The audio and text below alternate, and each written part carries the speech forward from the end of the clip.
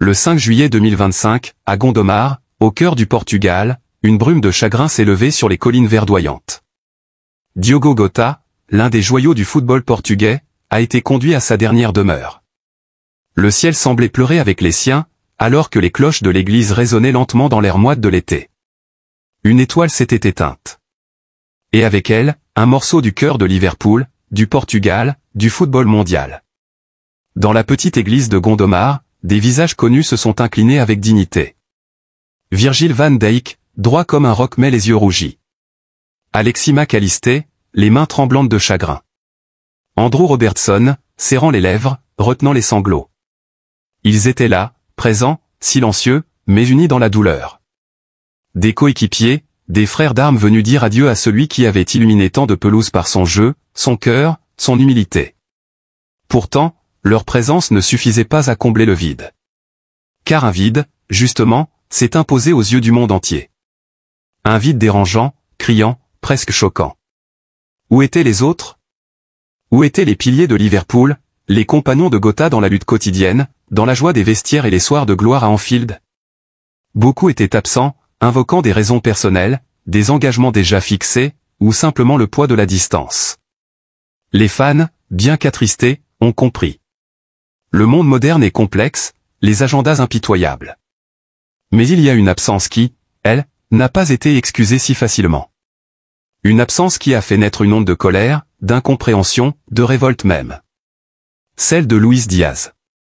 Alors que les images de la cérémonie à Gondomar se propageaient sur les réseaux, d'autres clichés ont émergé, presque en simultané. Luis Diaz, souriant, posant aux côtés de célébrités colombiennes lors d'un événement festif dans son pays natal. Des guitares, des rires, des applaudissements. Un contraste insoutenable. Tandis que le monde du football pleurait, lui semblait célébrer. Tandis que l'on portait en terre un frère, lui semblait tourner vers la lumière des projecteurs. Et le monde n'a pas tardé à réagir. Les réseaux sociaux, sans pitié, se sont enflammés. Les journaux titraient « Le scandale Luis Diaz, une attitude choquante en pleine tragédie, l'ombre au tableau de Liverpool ». Certains commentateurs lui ont reproché une forme d'indifférence, une froideur incompréhensible. Comment un joueur aussi proche de Jota avait-il pu faire le choix d'une fête plutôt que du deuil collectif? Même ses fans les plus fidèles semblaient troublés. Pourtant, il faut le dire, quelques semaines auparavant, Luis Diaz avait exprimé, sur ses réseaux sociaux, un message bouleversant à l'attention de la famille de Jota. Il parlait de perte, de douleur, de vide. Il évoquait des souvenirs partagés, des rires dans le vestiaire, des regards complices sur le terrain. Ces mots étaient sincères, empreints de tendresse. Mais ce qui devait rester un hommage s'est vu éclipsé par l'image. Et à l'ère des réseaux, l'image a plus de poids que les mots. Certains défenseurs de Diaz ont tenté de calmer la tempête. Ils ont parlé d'un engagement prévu de longue date, d'obligations commerciales contractuelles, d'un piège médiatique. Mais la polémique ne faiblissait pas. Car ce n'était pas tant l'absence physique qui blessait, mais l'attitude publique. Ce choix d'afficher le bonheur dans un moment de deuil partagé.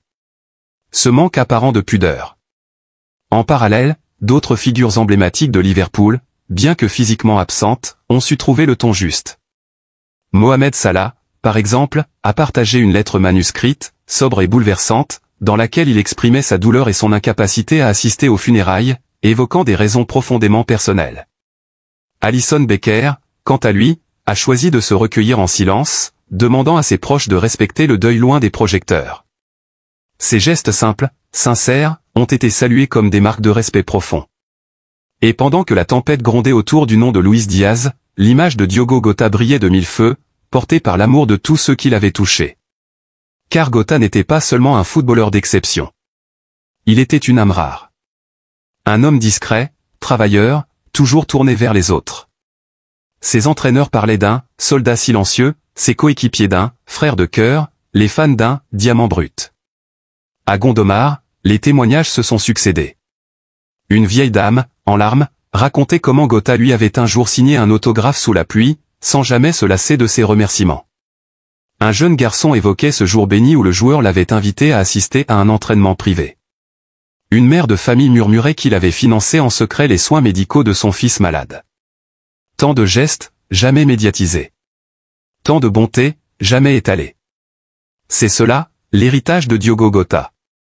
Une lumière qui ne vacille pas malgré la mort. Une présence qui, paradoxalement, semble encore plus forte depuis son départ. Le football a perdu un joueur. Mais l'humanité a perdu un être rare. Alors que les fleurs se fanaient lentement sur sa tombe, alors que les chants s'éteignaient dans le vent de Gondomar, une promesse semblait naître dans les cœurs. Celle de ne jamais oublier. De parler encore et encore de Jota, de raconter son parcours, ses luttes, ses triomphes, ses silences. De le célébrer pour ce qu'il était, un homme profondément bon. Quant à Luis Diaz, le silence qu'il maintient depuis la polémique en dit long. Peut-être est-ce un silence de honte. Peut-être un silence de douleur. Ou peut-être attend-il le moment juste pour s'expliquer, pour offrir enfin une vérité que l'on espère sincère. Quoi qu'il en soit, il devra, un jour ou l'autre, faire face à ce regard du public devenu inquisiteur. Et dans ce tumulte, une chose demeure certaine, la grandeur de Jota, elle, reste intacte. Il est des hommes dont la disparition réveille la beauté de ce qu'ils ont été. Diogo Jota est de cela. Un symbole de loyauté, de modestie, d'élégance et d'humanité. À travers les polémiques, les absences, les silences ou les hommages, une seule vérité reste, Diogo Jota ne meurt pas vraiment. Il vit, dans chaque cœur qu'il a touché, dans chaque pas qu'il a guidé, dans chaque larme qu'il a fait couler par amour. Et comment oublier le regard de ses parents, effondrés dans l'allée centrale de l'église de Gondomar? Le père, droit mais anéanti, fixait le cercueil comme s'il espérait encore que son fils allait se lever, sourire et lui dire que tout cela n'était qu'un cauchemar. La mère, blottie contre une photo de Jota en maillot de Liverpool, murmurait son prénom encore et encore, comme pour retenir son âme à ses côtés. Ce n'était pas simplement la perte d'un footballeur. C'était la perte d'un fils, d'un frère, d'un ami, d'un héros pour toute une génération. À l'extérieur, des milliers de supporters s'étaient rassemblés, brandissant des drapeaux portugais et des maillots floqués du numéro 20. Des chants ont été entonnés, non pas dans l'euphorie, mais dans l'émotion la plus pure. Jota, pour toujours dans nos cœurs, criait une banderole portée par un enfant à genoux, les larmes coulant sur ses joues peintes aux couleurs de Liverpool. Le monde entier assistait, bouleversé, à une scène d'une intensité rare, où le sport n'était plus un jeu, mais un cri d'amour, de respect et de douleur. Dans ce contexte, l'image de Luis Diaz festoyant à des milliers de kilomètres de là n'en était que plus insupportable pour certains. Les médias, particulièrement virulents, ont analysé chaque détail. Le sourire un peu trop large. Le toast levé au-dessus d'une foule en liesse. Les rires échangés sous les flashs des photographes. Et toujours, cette question lancinante, comment a-t-il pu? Des psychologues ont même été invités sur les plateaux télé pour tenter de comprendre le décalage émotionnel. L'un d'eux disait, peut-être que Diaz fuit la douleur à sa manière. Peut-être que l'euphorie n'est qu'un masque. Mais ces tentatives de justification n'ont pas suffi à calmer la colère. Et pourtant, la réalité est rarement aussi simple. Car Luis Diaz, dans son silence, est peut-être l'un des plus meurtris. N'oublions pas que ces hommes, si médiatisés soient-ils, sont avant tout des êtres humains. Peut-être avait-il besoin de lumière pour fuir l'obscurité intérieure. Peut-être que sa douleur, immense, l'a poussé à refouler, à enfouir, à cacher derrière des sourires. Le cœur humain est un labyrinthe, et nul ne peut prétendre le cartographier. Mais cette tragédie soulève aussi une autre question, plus vaste, plus universelle, comment fait-on son deuil à l'ère du numérique? Peut-on encore pleurer en silence sans être jugé? Est-on obligé de montrer sa tristesse pour qu'elle soit crédible? Dans ce monde où chaque émotion doit être photographiée, partagée, validée par des likes, le recueillement devient un acte public, presque un spectacle. Et cela, peut-être, est le drame le plus profond. Car au fond, ce que Diogo Jota nous laisse en héritage, ce n'est pas seulement son talent sur le terrain. C'est une leçon de vie. La valeur du respect. La force du collectif. La beauté du geste simple. Il était de ceux qui ne cherchaient pas la lumière, mais la projetaient sans s'en rendre compte. De ceux qui faisaient du silence un cri d'amour. De ceux qui savaient que l'essentiel n'est pas de briller, mais de faire briller les autres. À Liverpool, un mémorial spontané s'est élevé devant Anfield. Des milliers de fleurs, des lettres, des écharpes, des photos. Une marée d'amour. Une mer d'émotions. Et au centre, une phrase tracée à la main par un enfant anglais, « Thank you for everything, Jota. You made us believe ». Une phrase simple, mais qui résume tout. Car Diogo Jota, par son humilité et sa passion, a offert à tant de jeunes une raison d'espérer, de se battre, de rêver. Des clubs rivaux, même les plus féroces, ont rendu hommage. À Manchester, à Madrid, à Rome. Les adversaires sur le terrain devenaient frères dans la peine. C'est aussi cela la magie du sport, quand il dépasse les rivalités pour toucher l'âme humaine. Quand le maillot importe peu, car ce qui compte, c'est le cœur derrière. Et pendant ce temps, le monde attend. Attend une parole, un geste, un souffle de Luis Diaz. Non pas pour l'accuser, mais pour comprendre. Pour renouer les fils brisés de cette fraternité si chère dans le football. Le silence peut être lourd, mais il peut aussi précéder la rédemption. Il ne s'agit pas ici de juger un homme dans l'erreur, mais de rappeler que l'exemplarité ne se mesure pas uniquement aux statistiques, aux buts marqués ou aux trophées levés. Elle se mesure à la manière dont on aime, dont on pleure, dont on honore ceux qui ne sont plus là. Et sur ce terrain-là, Diogo Jota a marqué le but le plus inoubliable de sa carrière. Aujourd'hui, chaque ballon qui roule sur une pelouse semble porter un peu de son âme. Chaque chant dans un stade résonne de son nom. Chaque minute de silence, partout dans le monde, lui est dédiée. Car les légendes ne meurent jamais. Elles s'inscrivent dans les cœurs, dans les gestes, dans les souvenirs. Alors oui, les polémiques passeront. Les critiques s'atténueront. Les médias changeront de sujet. Mais une chose ne changera jamais, l'amour que l'on porte à Diogo Jota, ce géant au cœur pur, parti trop tôt, mais resté pour toujours. Il y a des silences qui crient plus fort que tous les mots. Des silences qui se déposent sur le cœur comme un voile noir, pesant, étouffant. Depuis ce matin du 5 juillet, à Gondomar, au Portugal, ce silence a envahi l'âme d'un homme, un homme que beaucoup regardent sans vraiment voir, que beaucoup jugent sans jamais entendre ce qui résonne en lui. Luis Diaz, l'enfant de Barranca, le battant, le joueur flamboyant d'Erez, s'est retrouvé seul face à une tempête qu'il n'avait pas prévue, au milieu d'un deuil qu'il portait dans sa chair, bien plus qu'on ne le croit. Ce que personne ne sait, c'est que derrière son sourire lors d'un événement en Colombie, se cache un océan de chagrin. Le deuil n'est pas toujours visible. Il se dissimule parfois dans les regards perdus, dans les gestes mécaniques, dans les pensées qui s'éloignent, loin, très loin, vers un coéquipier parti trop tôt. Jota n'était pas seulement un collègue de vestiaire. Il était un frère de lutte, un confident silencieux dans les moments de doute. Sa disparition a fissuré une structure déjà fragile, car depuis plusieurs mois, Luis se débat avec une douleur plus ancienne, plus intime, celle qui touche à la famille, à la santé, à ce noyau de l'existence que le football ne peut ni guérir ni cacher. Luis n'a rien dit à personne, ou presque.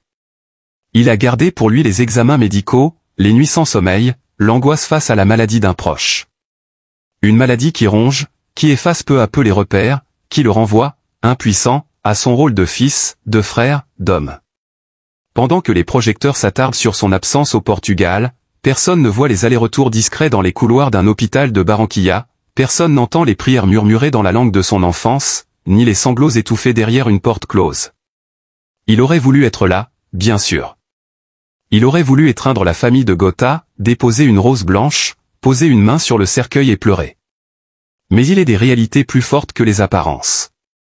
Il est des douleurs familiales qui ne se crient pas sur les réseaux sociaux, des urgences humaines qui n'attendent pas l'approbation du public. Il a fait ce qu'il a pu, avec ce qu'il avait. Il a écrit quelques mots, simples et sincères, envoyés à la famille endeuillée. Il les a accompagnés de pensées, de prières. Cela n'a pas suffi. Pas pour les autres. Pas pour les caméras. Et maintenant, il se tait. Parce qu'il sait qu'aucune justification ne peut combler l'écart entre ce que l'on croit voir et ce que l'on ressent vraiment. Il se tait, non pas par arrogance, mais par respect. Pour Jota. Pour ceux qui souffrent. Pour lui-même. Il continue à s'entraîner, à sourire quand il faut, à répondre aux obligations d'un footballeur de haut niveau. Mais au fond, il est ailleurs. Là où les souvenirs brûlent encore. Là où le cœur bat plus lentement. La santé d'un proche est en jeu, et chaque jour est une épreuve. Chaque respiration lourde, chaque résultat médical, chaque regard échangé dans les couloirs glacés d'un hôpital, est une bataille. Le football, dans ces moments-là, devient secondaire. Même les critiques, aussi douloureuses soient-elles, passent au second plan. Car l'essentiel est ailleurs. Il est dans la main que l'on tient, dans la voix que l'on rassure, dans la douleur que l'on tente d'apaiser, même quand on n'a plus les mots. Luis n'a pas l'habitude de se plaindre. Il vient d'un monde où l'on apprend très jeune à se taire, à avancer malgré tout. Il a connu la peur, la pauvreté, l'insécurité. Il a tout donné pour arriver là où il est.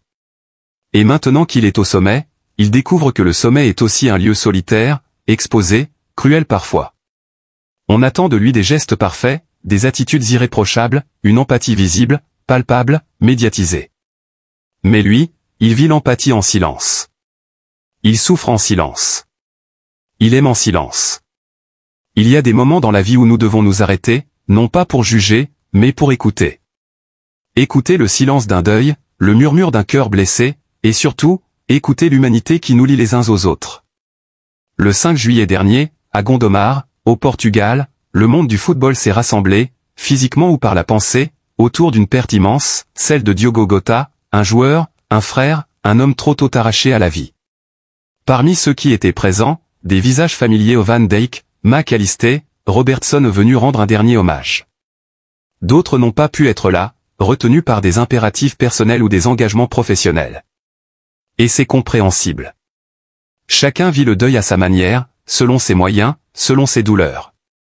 Mais il y a un nom qui, depuis quelques jours, fait l'objet d'un tourbillon médiatique, de critiques, de jugements parfois violents, Luis Diaz. Parce qu'une image, une seule, a suffi à éveiller la colère de certains. Une photo prise lors d'un événement en Colombie, où il apparaît souriant, entouré de personnalités, dans un cadre qui semble, au premier regard, à 1000 lieues de la douleur que traversent ses coéquipiers. Et pourtant, devons-nous vraiment résumer une personne à une photo? Devons-nous oublier que derrière chaque sourire affiché peut se cacher une tempête?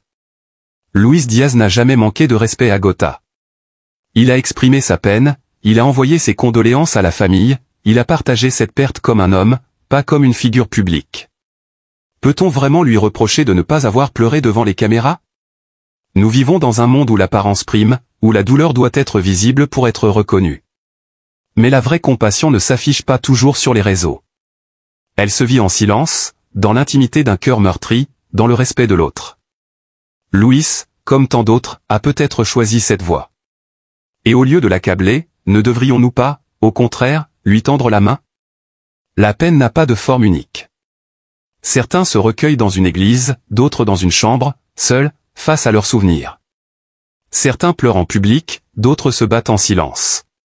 Le respect du deuil, ce n'est pas exiger une attitude. C'est accepter que chacun trouve sa manière d'aimer, de dire adieu, de porter la mémoire de ceux qui partent. Aujourd'hui, au lieu d'amplifier les divisions, nous devrions unir nos cœurs. Nous devrions nous rappeler ce que Jota représentait, un esprit d'équipe, de solidarité, de respect. Et que dirait-il, aujourd'hui, s'il voyait que la douleur de son absence devient un prétexte à l'accusation? Il nous inviterait sans doute à l'unité, à la bienveillance, à la paix. Luis Diaz est un être humain, avant d'être un joueur. Comme chacun d'entre nous, il porte des combats invisibles, des blessures que personne ne devine. Il n'a pas besoin de justification, mais de compréhension. Il n'a pas besoin de se défendre, mais de sentir que dans cette épreuve, il n'est pas seul. À vous, lecteurs, supporters, passionnés de football ou simples citoyens, souvenez-vous que l'humanité commence par la douceur du regard que nous posons sur les autres. Avant de juger, apprenons à écouter. Avant de condamner, offrons la possibilité d'aimer autrement. Aimons davantage. Aimons même quand cela nous semble flou. Aimons, surtout dans les temps sombres, car c'est là que l'amour devient lumière. Parce que derrière chaque joueur, chaque image, chaque geste, il y a une histoire. Une histoire que nous ne connaîtrons jamais entièrement. Luis Diaz, en Colombie, n'était peut-être pas en train de célébrer. Peut-être tentait-il simplement de tenir debout, de remplir des obligations qu'il n'avait pas la force d'annuler, de montrer à ses proches qui souffrent aussi qu'il est là, malgré tout. Il n'est pas insensible. Il est simplement humain. La douleur n'est pas une compétition. Le respect non plus. Ce n'est pas à celui qui pleure le plus fort ni à celui qui s'expose le plus dans le deuil que revient le monopole de la compassion. Ce serait une erreur de croire que l'amour ou la tristesse se mesure en kilomètres parcourus pour un enterrement, ou en regard baissé devant les caméras. Ce serait une erreur de croire que l'absence physique équivaut à l'indifférence. Jota est parti. Mais son esprit demeure. Dans les souvenirs de ses coéquipiers, dans les vestiaires de Liverpool, dans les chants des supporters, et surtout dans les cœurs de ceux qui l'ont connu, même en silence. Ce que nous pouvons faire de mieux pour lui aujourd'hui, ce n'est pas désigner des coupables. C'est faire vivre ce qu'il a incarné, le courage, le respect, la fraternité. Pas la division. Pas la suspicion. C'est le moment de se rappeler que chacun de nous traverse des tempêtes. Parfois invisibles. Parfois insupportables. Peut-être qu'au moment où certains l'ont vu sourire, Luis Diaz venait de recevoir une mauvaise nouvelle. Peut-être qu'il se bat pour une cause que personne ne connaît. Peut-être, simplement, qu'il fait de son mieux. Et parfois, faire de son mieux, c'est déjà héroïque. À travers cette situation, il nous est donné une occasion précieuse, celle de choisir la compréhension plutôt que le jugement, le pardon plutôt que la rancune, et l'amour plutôt que la division.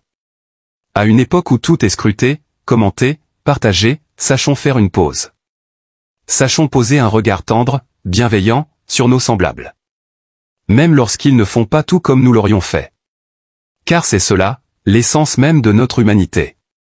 Savoir accueillir la complexité, les failles, les maladresses des autres, sans les crucifier pour un moment mal compris. La compassion n'a de valeur que lorsqu'elle est accordée à ceux qui en ont le plus besoin, non à ceux que tout le monde applaudit, mais à ceux qui chancellent, qui doutent, qui trébuchent sous le poids de l'incompréhension. Et si vous êtes arrivé jusqu'ici, si vous ressentez, ne serait-ce qu'un frémissement de cette vérité dans votre cœur, alors vous êtes déjà sur ce chemin. Le chemin de ceux qui choisissent de guérir, plutôt que de blesser. De consoler, plutôt que de condamner. De tendre la main, plutôt que de pointer du doigt. Le monde a besoin de plus de lumière. Pas celle des projecteurs, mais celle qui naît d'un regard sincère, d'un mot doux, d'un silence complice. Continuons à aimer, même quand c'est difficile. Continuons à comprendre, même quand nous ne comprenons pas tout. Continuons à croire en l'autre, même quand il semble s'éloigner. Et si vous souhaitez faire partie de cette démarche, si vous croyez au pouvoir des mots, de la vérité, de la bonté, alors rejoignez-nous. Sur cette chaîne, Jemadé TV, nous ne racontons pas simplement des histoires. Nous cherchons à comprendre l'âme derrière les faits, à entendre ce qui ne se dit pas, à rassembler ceux qui savent encore écouter. Parce que derrière chaque polémique se cache une blessure. Et derrière chaque blessure, une histoire qui mérite d'être entendue. Merci de votre confiance, de votre humanité, de votre cœur. Continuons ce chemin, ensemble. Dans cette période troublée où l'émotion se mêle à l'incompréhension, il est essentiel de prendre du recul et de se rappeler une vérité simple, chacun vit la peine à sa manière. La disparition tragique de Diogo Jota a bouleversé des milliers de personnes, dans le monde entier. À Gondomar, ce 5 juillet, des larmes ont coulé, des bras se sont serrés, des regards se sont perdus dans le vide. Mais au-delà de la cérémonie, au-delà des fleurs blanches et des silences respectueux, c'est la mémoire de Jota qui perdure, dans le cœur de ses proches, de ses coéquipiers, et de tous ceux qui l'ont aimé. Si plusieurs joueurs ont pu être physiquement présents pour lui rendre hommage, Van Dijk, McAllister, Robertson ou d'autres n'ont pas pu faire le déplacement. Des raisons personnelles, des contraintes professionnelles, ou simplement le poids de l'impossibilité.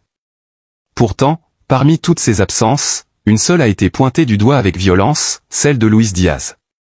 L'enfant de Colombie, dont les images souriantes à un événement local ont déclenché une vague de critiques, comme si le deuil devait se conformer à un protocole unique, universel, inflexible. Mais rappelons-le, Luis Diaz a exprimé publiquement sa douleur. Il a envoyé des mots sincères à la famille de Jota, des mots qui ne cherchaient pas à plaire, mais à consoler. Peut-être que ces mots, noyés dans le flot d'images et de jugements, n'ont pas été entendus comme ils le méritaient. Peut-être avons-nous été trop prompts à condamner, sans chercher à comprendre ce qu'il traversait, ce qu'il portait silencieusement sur ses épaules. Et maintenant, dans ce tumulte, une seule question demeure, que gagnerons-nous à juger plus sévèrement qu'à aimer? Si Jota pouvait parler aujourd'hui, que nous dirait-il? Qu'il veut que son souvenir soit un pont, et non un mur. Qu'il souhaite que ses coéquipiers restent unis, dans la douleur comme dans la joie. Qu'il ne voudrait pas que sa mort devienne prétexte à la division ou à la colère. C'est pourquoi, aujourd'hui plus que jamais, nous devons apprendre à regarder avec le cœur. Nous devons dépasser l'image, le geste, le moment figé, et chercher l'âme derrière l'apparence. Offrir à Luis Diaz et à tous ceux qui souffrent en silence un espace de compréhension, de réconfort, de paix. Car derrière chaque joueur, il y a un homme. Et derrière chaque homme, il y a une histoire, une famille, une lutte invisible. Chez Jemadé TV, nous croyons en ces histoires. Nous croyons en la puissance de la vérité racontée avec humanité. Nous croyons qu'il est temps de redonner du sens à l'empathie, à l'écoute, à la nuance. Ici, vous ne trouverez pas de cris vides ou de scandales exagérés. Vous trouverez des récits empreints de respect, des paroles vraies, et une voix pour ceux que l'on entend trop peu. Si vous partagez ces valeurs, si vous croyez que le monde a besoin de plus d'amour que de jugement, alors rejoignez-nous. Index revers pointant vers la droite blanc. Abonnez-vous dès maintenant à Jemadé TV. Soutenez une chaîne qui met en lumière l'humanité derrière les projecteurs, qui parle avec le cœur, et qui vous donne la parole aussi. Merci pour votre écoute, votre bienveillance et votre fidélité. Ensemble, faisons de chaque histoire une leçon de compassion. Rose.